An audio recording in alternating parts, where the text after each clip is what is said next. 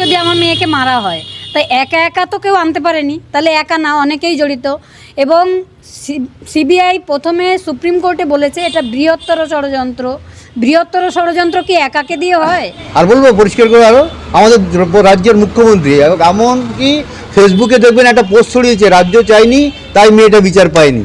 এটা মানুষের তো এমনি এমনি তৈরি করেনি পোস্টটা। যদি দায় আছে যে আমার মেয়ে কর্মরত অবস্থায় খুন হয়েছে, তা আমার স্বাস্থ্যমন্ত্রীরও দায় আছে, তার দায় নিতে হবে। সিবিআই সুপ্রিম কোর্টে বলেছে আরজিকর কাণ্ডেও বৃহত্তর ষড়যন্ত্র। একজনের পক্ষে কি বৃহত্তর ষড়যন্ত্র ঘটানো সম্ভব? প্রশ্ন তুলছেন কাদম্বিনীর মা। তরুণী চিকিৎসকের বাবার মুখে সিএফএসএল রিপোর্টের প্রসঙ্গ। রিপোর্ট ভাইরাল হয়েছে এবং সেখানে অন্যের উপস্থিতি স্পষ্ট বোঝা গেছে। কি প্রশ্ন মনে? আরও অনেকে জড়িত আছে সঙ্গ। এই যে এটা আমার মেয়ে যে সিএফএসএল তো বলেছে যে যেখানে ক্রাইম ঘটেছে সেটা একজনের পক্ষে অসম্ভব। সামাজিক মাধ্যমের একটি পোস্টও উল্লেখ করেন তরুণী চিকিৎসকের বাবা। কর্মরত অবস্থায় মেয়ের মৃত্যুর দায় মুখ্যমন্ত্রীকেই নিতে হবে বলছেন তরুণী চিকিৎসকের বাবা। 9 আগস্ট থেকে 18 জানুয়ারি 150 দিনের বেশি টানাপোড়েনের শেষে শিয়ালদহ কোর্টে সাজা ঘোষণা আরজিকর খুন ধর্ষণ কাণ্ডের। কিন্তু সিবিআই চার্জশিটে দোষী একমাত্র সঞ্জয় রায়, আর এতেই অসন্তোষ প্রকাশ তরুণী চিকিৎসকের পরিবারে। বিচার তারা ছিনিয়ে আনবেনই দাবি তরুণী চিকিৎসকের মা বাবার। যারা অপরাধ করছেন তাদের কোনো ভয় নেই, অদৃশ্য হাত রক্ষা করছে বিস্ফোরক অভিযোগ কাদম্বিনীর মায়ের। সঞ্জয় পড়বে না, এটা আমরা পড়তে দেব না। আজ পর্যন্ত জীবনে যা যা জিনিস আমি চেয়েছি সব অর্জন করেছি এবং এটাও আমি আমার মেয়ের বিচার চাই, এটা আমি বিচার নিয়েই ছাড়ব। আমরা দেখেছি আমার মেয়ের মৃত্যুটাকে মানে একটা অদৃশ্য হাত তার উপরে আছে, যে যারা করছে ক্রাইম তাদের কোনো ভয় নেই, কারণ তার মাথার উপরে একটা অদৃশ্য হাত আমরা বার করতে চাই। কাদম্বিনী কাণ্ডের পর থেকে অরাজনৈতিক গণ আন্দোলন এবং জুনিয়র চিকিৎসকদের লাগাতার প্রতিবাদ কর্মসূচিতে ভিত নড়েছিল শাসক দলের।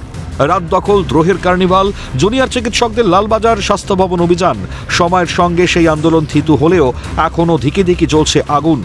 শিয়ালদহ আদালতে বিচার প্রক্রিয়ায় আদতে গণ আন্দোলনকে ধামাচাপা দেওয়ার কৌশল, অভিযোগ তরুণী চিকিৎসকের বাবার। কিভাবে প্রকৃত বিচার পাওয়া সম্ভব ব্যাখ্যা দিলেন কাদম্বিনীর বাবা। তার কাঠগড়ায় কেন্দ্রীয় এজেন্সি সিবিআইও। না অর্ধেক না, যা বিচার প্রক্রিয়ার একটা সিঁড়ি মাত্র আমরা উঠতে পারবো। এখন যা পরিস্থিতি আমরা দেখতে পাচ্ছি, সিবিআইকে অনেক দূর যেতে হবে মামলাটাকে নিয়ে, তবে আমাদের প্রকৃত বিচার পাবো। কোনো দিন যোগাযোগ রাখে না, এটা সুপ্রিম কোর্টে দাঁড়িয়ে সিবিআইয়ের যে লয়ার উনি মিথ্যা কথা বলেছেন। এবং আমি একটা জিনিস আশ্চর্য হচ্ছি, আমাদের দেশের সর্বোচ্চ ন্যায়ালয়ের সামনে বসে মিথ্যা কথা বলা এবং সেটাকে হজম করে ফেলা কত সহজ, এটা আমি দেখে খুবই আশ্চর্য হচ্ছি। আন্দোলনকে থামিয়ে দেওয়ার চেষ্টা প্রথম দিন থেকে হচ্ছে। এই যে ট্রায়ালটা শিয়ালদা কোর্টে শুরু করা হয়েছে, এটাও আন্দোলনকে বিপথে চালিত করার জন্যই হয়েছে। তাদের কি ভয় দেখানো হচ্ছে কোনোভাবে? মানুষের মনের মধ্যে ঢুকিয়ে দেওয়া যে বিচার প্রক্রিয়া শুরু হয়েছে, আবার আন্দোলন কিসের এখন? আরজিকর কাণ্ড নিয়ে শোরগোল পড়তেই সোদপুরে তরুণী চিকিৎসকের বাড়ি পৌঁছে যান মুখ্যমন্ত্রী মমতা বন্দ্যোপাধ্যায়। প্রশাসনিক কর্তাদের সঙ্গে রেখে তিনি দাবি করেছিলেন ঘটনার দিন রাত 2টো পর্যন্ত তিনি তৎকালীন সিপি বিনীত গোয়েলের সঙ্গে যোগাযোগ রেখেছিলেন। তার এই দাবিকে খোঁচা দিয়েছে কাদম্বিনীর পরিবার। প্রথম থেকেই কাদম্বিনীর পরিবারের কাঠগড়ায় তরুণী চিকিৎসকের চেস্ট মেডিসিন বিভাগ। সাজা ঘোষণার আগের দিনেও পরিবারের কাঠগড়ায় চেস্ট মেডিসিন বিভাগ। মেয়ের ঘাড়ে জোর করে কাজ চাপিয়ে দেওয়া হতো অকপট তরুণী চিকিৎসকের বাবা। তবে শনিবার বিচারকের রায়ের ওপর আস্থা রাখছে পরিবার।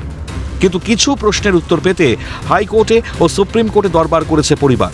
শুক্রবার সোদপুরে সংবাদ মাধ্যমের সামনে সরব কাদম্বিনীর পরিবার। যে রায়দান হবে, আমরা যে আইনের প্রক্রিয়া বিচার চেয়েছি, তার প্রথম যে সিঁড়ি, সেই সিঁড়িতে আমরা উঠতে পারবো এবং যে রায় জজ ভালো মনে করবেন, জজ সেই রায়টাই দেবেন আমরা আশা রাখছি। এই যে 51 জন সাক্ষ্য গ্রহণ করা হয়েছে এবং সিবিআই যে আইও ছিল উনিও সাক্ষী দিয়েছেন, কলকাতা পুলিশের আইও উনিও সাক্ষী দিয়েছেন এবং আমিও সাক্ষী দিয়েছিলাম। মায়ের সাক্ষী হয়নি। আমাদের অনেক কোশ্চেন আছে, তার জন্য আমরা হাইকোর্টে 54টা কোশ্চেন রেখেছি। সুপ্রিম কোর্টেও গতকাল আমরা একটা মামলা করেছি। মুখ্যমন্ত্রী রাত্রি 2টো পর্যন্ত ঘুমাননি এবং তিনি সাংবাদিক সম্মেলন করে বলেছেন নিজে, যখন মামলাটা সিবিআই চলে গেল, হাইকোর্ট সিবিআইকে দিল, হাইকোর্টের ওপরে তো উনি নন, উনি সঙ্গে সঙ্গে বলে সিবিআইকে দিয়ে কেসটা জলে ফেলে দিল। তার মানে উনি তো সব কাজ আগে থেকে করে রেখেছেন, তথ্য প্রমাণ সবই লোপাট করে সিবিআই কিছুই করতে পারবে না, উনি আগের থেকেই জানতেন। সিবিআইকে করতে হবে, আমরা জোর করে সিবিআইকে দিয়ে করাবো। 18 জানুয়ারি আরজিকর কাণ্ডে সাজা ঘোষণা হলেও বিচার এখনো অধরা বলছেন তরুণী চিকিৎসকের পরিবার। সিবিআই এর উপর চাপ বজায় রেখে হাইকোর্ট এবং সুপ্রিম কোর্টে দরবার পরিবারের। তবে 9 আগস্ট থেকে ওঠা বিচারের দাবিতে একটা অংশ পূর্ণ হবে 18 জানুয়ারি। জেলবন্দি সঞ্জয়ের ভবিষ্যৎ ঘোষণা করবে শিয়ালদহ আদালত। শান্তনু আচার্যের রিপোর্ট, ক্যালকাটা নিউজ।